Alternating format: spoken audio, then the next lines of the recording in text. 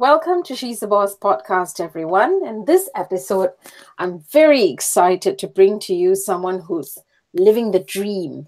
That's what I think of when I think of the indefatigable Karina Bahrin. Imagine getting up to go to work in a picturesque tropical island, living there and going to work there. And that's exactly what Karina does. She founded and runs a gorgeous boutique bed and breakfast on the island of Langkawi in the north of Malaysia. The company that she owns runs two other properties. I'm very excited to hear about that. Welcome to the show, Karina. Now, Hi, thank you for having me. Great. Now, I first met Karina ages ago when she came over to pick up a beautiful brindle boxer that I had found abandoned. Karina loves dogs, and this dog needed a foster home. And Karina opened up a home and a heart and let the dog live her years out with her. Now, at this time, she was living in a at that time, she was living in Kuala Lumpur and was in a very high-powered position, an executive working with the stock exchange in the insanely busy Kuala Lumpur. She returned from her studies at Stanford University, came back to influence the advertising and media landscape in Malaysia, and now I'm really eager to hear more of her story and her current adventure. Welcome, Karina, again. I still remember you all those years ago accommodating all our crazy wedding plans when we came to Langkawi with 50 guests from across the globe, and you pulled it off, feeding all our guests with Malaysian thoroughfare. I still remember the food. That's good. It was really good. So most of our listeners, just like me, would be very envious of you living the island life. Talk to us about what prompted the move. I guess it was many years of living in KL and having a almost 1.5 hour commute each way to work and wondering why I was pushing the pen. And I finally just bit the bullet and decided I needed to do something different with my life. That's what really prompted it in the beginning. And then I think one day what happened was I was on my lunch break. I was, for some weird reason, browsing through the classifieds, and there was a little motel, I guess, or a homestay that was up for sale in Langkawi. I rang my sister and I said, listen, there's this. And then she have a look. And at that time, she had a 6-month-old baby. We literally packed him up with us and we came to Langkawi to have a look and investigate. Eventually, we did not end up purchasing that particular place. But I think it then became the impetus for us to think about building something ourselves. So that's kind of how it happened. Amazing. It's lovely that it's all worked out. Talk to us about the properties, like what's going on right now. Well, at the moment, we started out in 2012 with just one property, which we still own, of course, fully. And that is La Pari Pari, which is a 12-room, small, mid-range hotel. It's now about 6.5, almost 7 years old. In the process of its growth, we have also acquired the management of two other properties, another villa not far away from us, which has, a beautiful sea view, plus a little studio at the bottom. And our dad, in his enthusiasm, decided he was going to buy a plot of land. So it's very dangerous to get your dad to, let him loose on an island, let him go walking about. Because he comes back with, yes, he came back one day from visiting us and goes, I've been for a walk and I think I bought a piece of land. And then he proceeded to build 6 villas, which we now also manage. Right. So talk to us about your clientele, because I remember at that time that we came to you, we had some friends who stayed at your property, and I think you were aiming for something. Yeah, well, at the time when we started out La Pari Pari, there wasn't a lot in terms of choice when it came to sort of mid-range boutique type places. Anything that fell in the mid-range category tended to be larger cookie cutter hotels. To some extent, that is still the case today. There's been a little bit of growth in this segment. But I think by now, because we've managed to establish a reputation in terms of service and in terms of just, the unique kind of personality the place has, we're holding our ground. Our clientele tend to be a mix of both local and international guests. So who comes is also seasonal. When it's holiday time in Malaysia or Singapore, we get more of Malaysians or Singaporeans or even expats living in those two countries. And then, of course, when it's December and January, you get kind of the more long haul travelers, the snowbirds who are fleeing the cold. Like me, like I want to flee, but anyway. And I You're would love welcome to. back anytime. But especially for those of us who, well, like me, I've been to Langkawi, so I know it. Can you set La Pari Pari in Langkawi first? Talk to us. Give us the picture. La Pari Pari is, I suppose, a little bit unique because when we first started constructing the place and conceptualizing it, we were working with a plot of land that already had some pretty mature trees. When I say mature, it's probably about 10 to 15 years old. These are rainforest trees, dipterocarps, which were probably transplanted from the rainforest or planted from seed by, owners prior to us of that piece of land. So the first thing we decided was that we would minimize the cutting down of any of those trees, and we managed to save all but three. And the three that we had to cut down were also cut down because they were not very healthy anymore. So unlike a lot of properties where the tendency is to bulldoze everything to the ground, I think the magic I'd like to think about us is when you step into our property, which is already off the main road and a little tucked away, you find that you're in a kind of garden oasis. We attract a lot of birds. At the moment, I've got guests who are staying with us because the hornbills, who are our neighbors, are doing their annual nesting.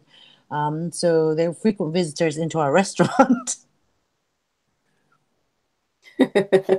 But La Pari Pari, Pari Pari means fairy, doesn't it? In Yes, it Malay. does. It does. And I think we picked that name because when we first found the piece of land, it was probably it's very strange. There's other pieces of land next to it that's undeveloped, but for some reason ours was the only plot that had a lot of trees on it still. Mhm. And we felt it was a little magical. And I've always liked fairies. I've had a thing with them.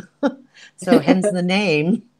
Lovely. But I think this is um I think I would really like to get to it, Karina. I know you said you were tired of pushing the pen in Kuala Lumpur, but how does someone who's in the industry in KL, in Kuala Lumpur, Mhm. like how do you then end up becoming like a hospitality property magnate in Langkawi? No, no. Well, I tend to take the kind of winding journey in general in life. So I think when I first started feeling a little bit restless, I mean, I think by my mid 30s, I kind of hit a bit of a ceiling in terms of my career. I'd run an international agency. I then went on to kind of head the communications team for the stock exchange. So I was already hitting several ceilings from a career standpoint. I'd done regional work across 7 countries. And really, the only thing left for me was just a similar management positions in just larger entities or working for the government, Mm. neither of which particularly appealed to me at that point. And I thought to myself, I said, well, this is not something I want to retire from. I'd like to be able to build something, and I wanted to do it while I was still relatively young, had the energy. And I started to think of alternative careers. The other thing was also I wanted to get out of the city environment. I found by accident that I actually kind of liked being closer to nature. So I was looking for a way to combine the two to build myself a form of sustainable income and also set it in a location that is not urban. So in the beginning, when I was first kind of testing the waters, I chanced upon a friend who lives in Kuala Kubu Baru, which is part of Selangor State, and it's where it's quite well forested still. People do whitewater rafting and things like that there. So because I had a friend there, I decided to then rent a property there, which I went to every weekend so that I could feel what it was like to live outside of the city and whether it was something that agreed with me. So I tested that for a couple of years. Before I finally took the plunge and decided, yes, I'm definitely moving out of KL. And yes, I think I'm ready to look at possibly running a property. Amazing. And I mean, how did all the skills come? Was it just something you've suddenly pulled out from inside of you? A lot of hard work, learning and relearning. Well, when I looked at the possible things I could be doing, I was a communication specialist, and I said, okay, what can I bring to the table with what I currently have? I know I have marketing skills, so whatever it is I build, I know I'll be able to market quite, fairly effectively. But other than that, I decided no, I'm not opening a spa because there's no way I'm going to have to, I didn't want to be a therapist. I decided baseline criteria, it had to be something in which I could potentially do most of the jobs in case people bail out on me. Hmm. And to some extent, there have been instances when it's come true. And thank goodness I know how to clean a toilet and make a bed because I've had to do that. And I'm thankful I didn't choose to open a factory because I wouldn't Yep. know how to work the machines. No, but like from what I'm hearing from you, you went from knowing what you know best, like you were doing that on your day to day for your bread and butter, and you went into something where you felt you could almost do everything on your own. Am I Yes, hearing you push comes to correctly? Yeah. shove. Yeah. So Absolutely right. what makes you tick? What is it? Because you've been doing this for a few years now. So About 6.5, almost yeah, 7 years now. what keeps you going? Like, is it the fact that you get to meet lots of wonderful guests? And I say that with a little bit of a, um, I know you get both sides of the guests realm, I'm sure. No, actually, we get more good guests than bad ones. So much so bad ones stick out like sore thumbs, quite honestly.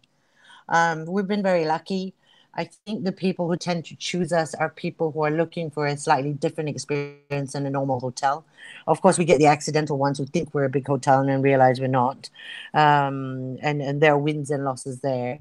But more often than not, especially now that we're more established, people come to us kind of expecting, a level of intimacy and personal service, and a place where you will be a lot closer to nature than you would be in a five-story building. But what makes me tick? Um, to a large extent, the guests, and I think more so the guests in the beginning, but more and more, it's becoming look, the ability to, I think, uh, interact with my staff and train talents that we come across in the industry. And you've seen this growth, I suppose, over these last years. Yes, it's one of the biggest challenges in Langkawi across the board in hospitality is the turnover. Turnover here is very high. Everybody from big hotels to small ones tend to have revolving doors for various reasons. But you do come across the ones who stay, and that gives you then an opportunity to nurture them. I think also for me, actually, one of the aspects that keeps me going is quite frankly outside the business is being able to be a contributor to the society here and actually, play a role in building some facets of the community. Hmm. Yeah, I mean, everyone always knows Langkawi is just this once upon a time extremely laid back place where you go and I mean, at least the times that I've been there, it Yeah. always seems quite empty and people just swing in and out for holidays. So it's sort of what can keep people there, living there, working there, isn't it? Yeah, and you'd be surprised. There are quite a few people who live and work here. Actually, in the last 2 years or so, I've seen an uptick in urban folk, particularly people from KL who've Mm-hmm. started to move up here and establish businesses. Mm-hmm. So that's quite interesting to me because I think there are more people who are looking at ways in which they could earn a living outside of the urban center. Well, absolutely. And what what makes you mad in Langkawi? What drives you up the wall, frustrates you? Oh, predominantly, well, number one, there's the infrastructure here sorely needs a big upgrade. I think because there's been an uptick in investments into the island over the last, I would say, 10 years. Infrastructure has been playing catch up for a long time. Um, the council and the authorities need to do a better job in terms of enforcing some of their regulations, which will make it a more even playing field for those of us who are trying to play ball, versus those who are not and just openly flouting the rules, because that does happen. Also, I think in terms of the environmental conservation, we're really not doing a good enough job. I know that Langkawi means Island of Eagles, and it's supposed to have been a natural place where eagles converge to, if I'm correct.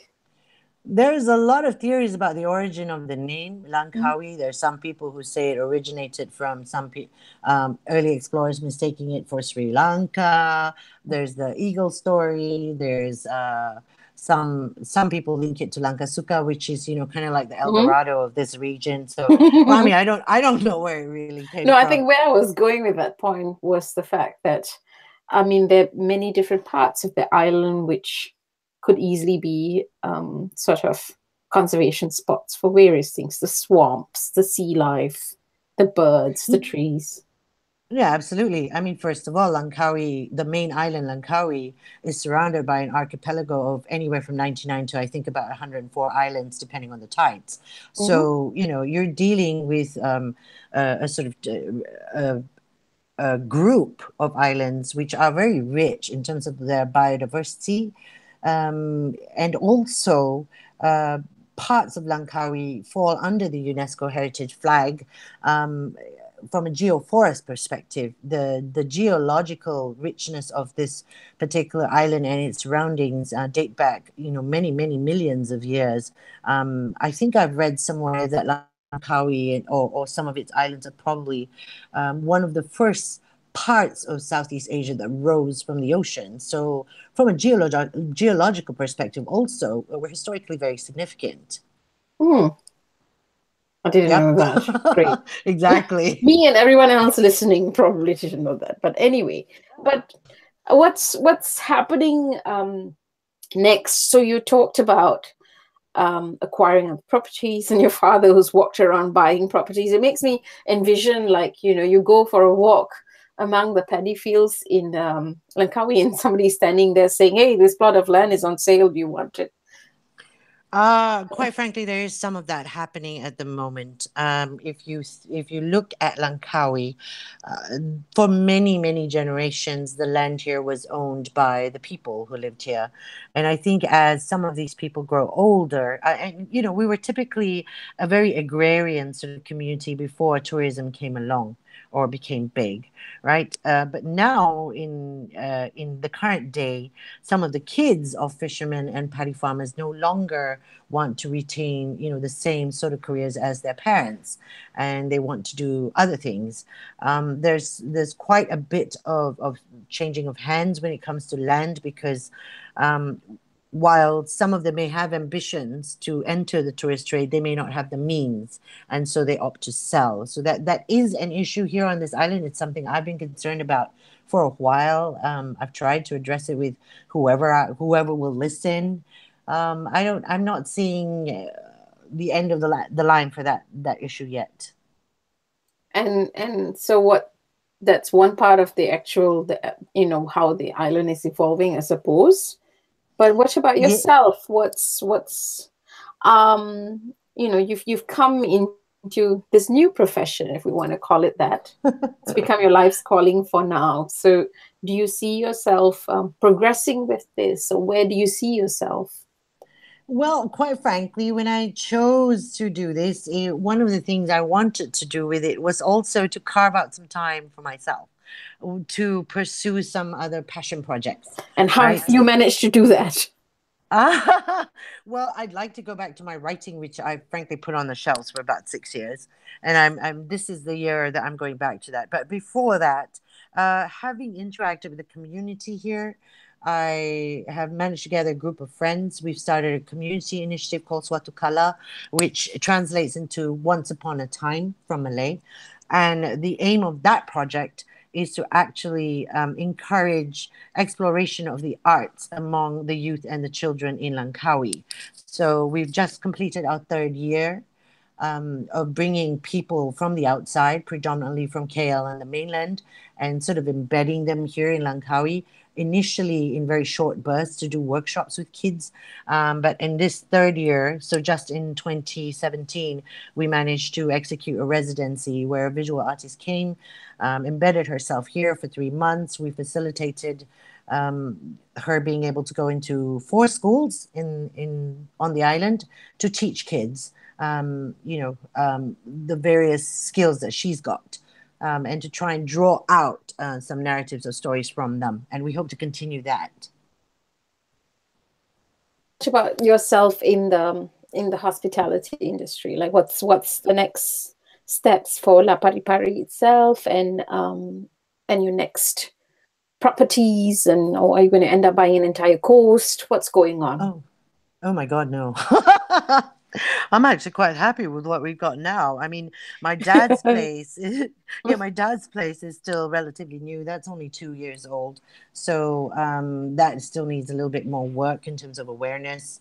And I think as we become more mature, there will be a slightly greater emphasis on trying to reach out to groups who may want to actually come here and either hold their retreats or just do their kind of group get-togethers and team building, so things like weddings. Sometimes people ask for spaces to do team retreats and stuff like that, and I think my dad's property and mine are actually quite ideal for that, because it's small. It's easy for, let's say, a small company that has about 20 people to book out the whole place and have it to themselves. So this is now keeping you, that's the very next steps, then just progressing with what's already here, and looking, Exactly. and your food, your restaurants. Yes. We had our original restaurant, our flagship is Fat Cupid, which still is in La Pari Pari. That's still going pretty strong. We had a restaurant on the beach called Sugar. We've unfortunately had to give that up last year because the landlord wanted the place back. And we've now opened a second place just in December, a little barbecue and grill place about 100 meters away from La Pari Pari called Arang, which is, charcoal in Malay. Mm. And so there's that baby to get through its toddler stage as well. There's always something going on. Well, it sure seems like it. And as someone who's actually eaten at Fat Cupid and hosted, like, I don't know, 50 people for dinner there, you've got fabulous staff and fabulous partners who work with you on this. So for someone who's eaten that, I know, highly recommend it. No, thank you. If you've ever met my partner, you know why. She's probably one of the fussiest eaters on the planet. Well, she did pull off quite a feat, because we were also a very mixed group with various sorts of, I can't eat this and I can't eat that and I can only eat this and that, and so she managed to cater to all of us to a certain degree. Good. That's always good to hear.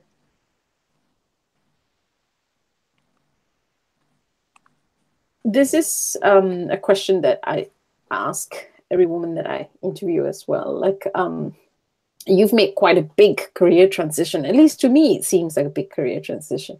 What have you seen as a failure, or what have been some of the bigger challenges? I would say the one thing that was a very hard lesson for me to learn, and it's still something I'm learning to cope with, is dealing with different people. And by that, I mean, I spent over 20 years in the corporate fields, in corporate structure, predominantly dealing with white collar, middle and upper middle management, especially towards the latter part of that career. Making that transition from dealing with people like that to, the folks that I deal with today, who could be anything from, a guy who's doing the plumbing to a receptionist who barely speaks English to a waiter or a kitchen hand. That's actually a big mental leap for someone who comes from a corporate structure to make, because people who are in the hospitality industry, especially the rank and file, they're different and they have different motivations from someone who's a white collar manager, and that's been the hurdle that I've had to overcome. There's a lot of things you would do in terms of somebody who's a white collar worker, which just wouldn't work with rank and file in hospitality. They don't get it, and vice versa. Yeah, I can imagine. The people that you interact with on a day-to-day basis has clearly changed a fair bit. Oh yes, I mean take my partner Jackie, for example, on the restaurant side. Her daily conversations now revolve around fishmongers, fishermen, little old ladies who are pulling bananas out of the back of their backyard and selling them. So it's quite different from dealing with, say, a technical manager. What's a typical day in your life, Karina? And do Right weekends differ now. from weekdays? Yeah, what's a typical day? I'm curious. You forget what weekends and weekdays are. They're kind of the same for us, except weekends tend to be busier. So it's upside down now. Yeah, right. You don't, holidays now mean work. They don't mean play. Because when everybody else is holidaying, you're basically busy, providing them with a service. So that's the big kind of switch. Um, you don't get to celebrate your festivals. You get to celebrate New Year probably after the restaurant's shut. Uh, that's the big thing. But in a typical day, it's very difficult because there isn't really a typical day. I've had times when I'm thinking I'm going to bed early, and then at 4 o'clock in the morning something happens and you jump out of bed. Right, So you never know, really. right. I suppose it's also people, isn't it? You're taking care of people who are staying with you. So there's something Yeah. else to be said about that. Um, what do you see as a success in having gone on this venture or adventure? I success in terms of public recognition has been quite obvious. I think Fat Cupid became the #1 restaurant on TripAdvisor within the first 12 months of operation. La Pari Pari has consistently won TripAdvisor awards with top 25 B&Bs in Malaysia every other year or so. So I think from that perspective, the success is really easy to identify. Personally, for me, I chart my successes differently, and one of it, as I've said, is when we have the opportunity to nurture, especially local Langkawians who have worked with us, and see them grow. Hmm. You and what are you doing about this in the next year? So you say you've made some friends who are all moving together with you in this direction. Is it sort of a program you're on, or No, when it comes to well, there's Suatu Kala, which is a community project, and that's mm, working with youth and children outside of the business, but also within the business. Whenever we have new people coming on board, I mean, I will always be biased towards hiring, locals, mm-hmm, and giving local kids a chance, and being able to nurture them, or actually just kind of push them a little bit beyond what they think their capabilities are. Because sometimes what I find is quite a few of the local kids who come to us, especially the recent school leavers or recent graduates, they kind of put a cap on what they think they're capable of. They don't reach high enough. mm, And just a little bit of nudging sometimes can make them realize they're actually capable of more. absolutely. We're very Yeah. excited. I suppose someday you will collate all these stories and we'll see the La Pari Pari people who've come through storybook coming up sometime soon, I hope. There's friends of mine who said, "Can we just park cameras here because you forget the story, but cameras? We'll do a reality show." I'm like, "Please don't." All the privacy issues there. What privacy issues? Plus, you Um, probably wouldn't believe half of what happens here. well, looking at some of your Facebook posts, it's still I'm bewildered. I cannot imagine that. I tell you what, this happens. the one thing we didn't factor into, and we really should have, was the wildlife. It's unbelievable. Well, wildlife and livestock, let's put it that way. Mm. You've had quite a few issues with geese and snakes and what have you not, isn't Oh it? no, we've had cows in the swimming pool. Oh, lovely, lovely. That's what Yeah. everybody wants to have, like on a holiday in an exotic island in Malaysia, swimming with the cows. Yeah, let's just say it takes a lot for me to jump out of bed these days. Cows in a swimming pool doesn't quite do it anymore. Oh, wow. Yes. Very nice. What would you impart as advice? To women who are thinking of a career change, or First of all, advice to women who are thinking of a career change. Yes. I would say number one, rely on your gut. I think different people take change on at different paces. Like I said, I tend to take the windy road, and I'm not a huge risk taker. I know people will say, "Oh my God, she really just chucked in everything and did a 180." But my process and my journey was a long one. It was probably about 5 years before I finally just packed up the house and moved. But some people may be able to do it quicker. So that's the one thing. It's really your gut. Second, know yourself really well and be really honest about what this new venture is going to do to you as a person and your lifestyle. I think a lot of people don't take that into account when they open a new business or decide to go in a completely different on a completely different path. It's the impact that it will have on your personal life, especially if you're moving locations, and whether that is something that sits well with you. In my case, I was moving from an urban setting to a country setting, and I did have to test the waters and see whether it was something that would sit well with me. And when I did, it provided then greater motivation for me to pursue it. So those are the two main things I think you need to start with. What has surprised you, Karina, in all of this? Is there anything that sort of caught you unawares about yourself, about the whole venture? Oh God, what hasn't? Just like what hasn't? I mean, learning how to run a hotel for one was really, I didn't take any courses. We just kind of went by gut Mhm. and some common sense and just your own experience as a customer, and then that came first. So that delivering on the customer experience, I think, was the lesser problem. The one I had to learn as on the job as we went along was how to manage a hotel, Mm.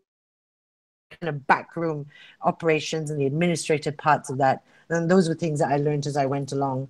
And we have pretty much just put systems in place as we've progressed and as we've seen needed. So that was a big learning. Second, as I said, was trying to deal with a different level of workforce altogether, one that is predominantly more transient. They have very different motivations in life. They have very different perspectives from what I'm used to dealing with, and trying to get my head around that and understand them. Yeah. I wish you the greatest of successes. I look forward to hearing many, many more wonderful stories from you. And I look forward to seeing what you're going to be up to writing this year. How can we get in touch with you, Karina? I will put it down The in the show notes, but do tell us. Well, best way to get in touch with me personally is by email, karina@laparipari.com. Otherwise, we have our website, which is www.laparipari.com. Also, a Facebook page with the same name, La Pari Pari. So we're quite easily found. I mean, just do a Google, we'll turn up actually on things like Facebook and the web. Mm-hmm. Lovely. Karina, this has been excellent. It's very motivating for anytime any of us is now frustrated with the kind of jobs that we're up to, we might want to run away and open a little boutique hotel. Yes, because if I can do it, you can do it too, honestly. That was not the point I Really. was trying to make, but But I mean, there's no magic wand. People go, "How did you do it?" I'm like, "I just did it." That's all it was. I just did it. no, but I think what's also quite important for anyone listening and for me listening, I mean, even though I've known you for the last few years, but to know that Mm. you actually, it was a process that you didn't just pack up one day and go away, but you sort of tested the waters first. And that's, a different way of doing things. Well, let's just say I'm the kind of person who, if I'm going to have to jump off a cliff, I would look over the edge to see what I'm falling on. Um, I don't work well with just closing my eyes and jumping off it. But, so that's the route I took, if you want an analogy. Now, that's an excellent place for us to say goodbye for this particular chat. It's been so lovely speaking to you. Thank you so much, Karina.